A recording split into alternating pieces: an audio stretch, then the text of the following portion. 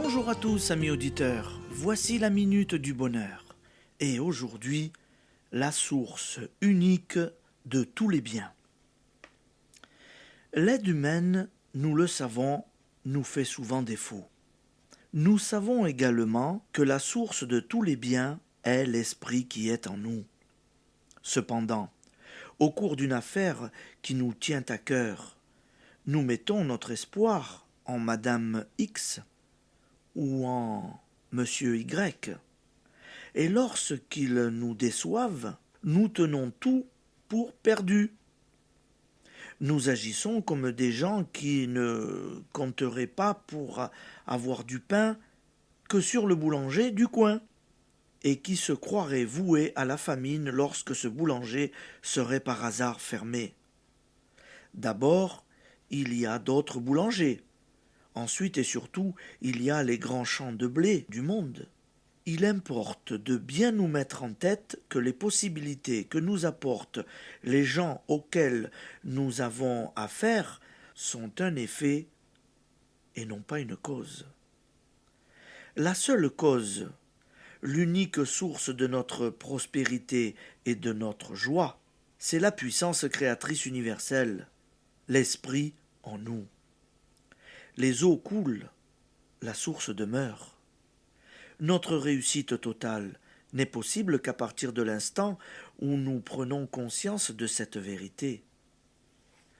C'est ce qu'affirmait sainte Thérèse d'Avila lorsqu'elle disait « Dieu suffit », et elle prouvait sa foi par des actes lorsque tous les secours humains sur lesquels elle comptait s'étant éclipsés.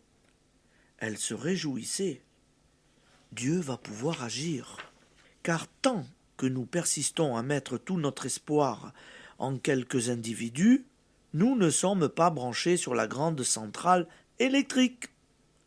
Nous nous contentons d'un groupe électrogène de faible puissance et qui peut flancher n'importe quand.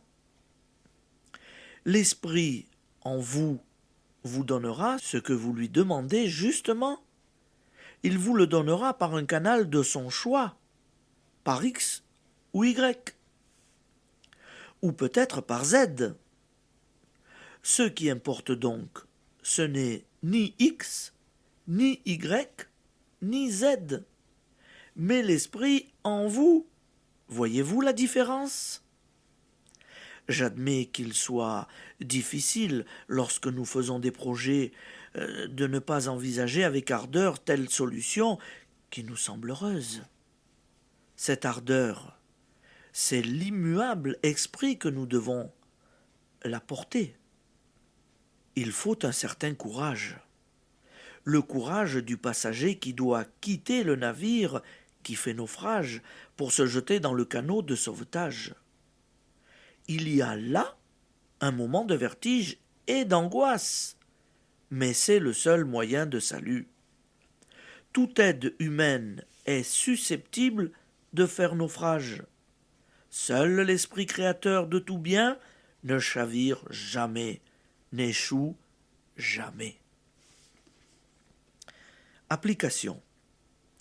Lorsqu'une affaire, une démarche s'avère un échec, ayez la force de ne point désespérer, de ne même pas vous inquiéter.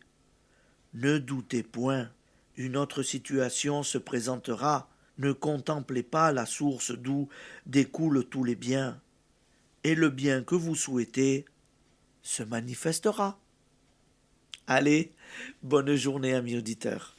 Merci d'être en notre compagnie, et à demain.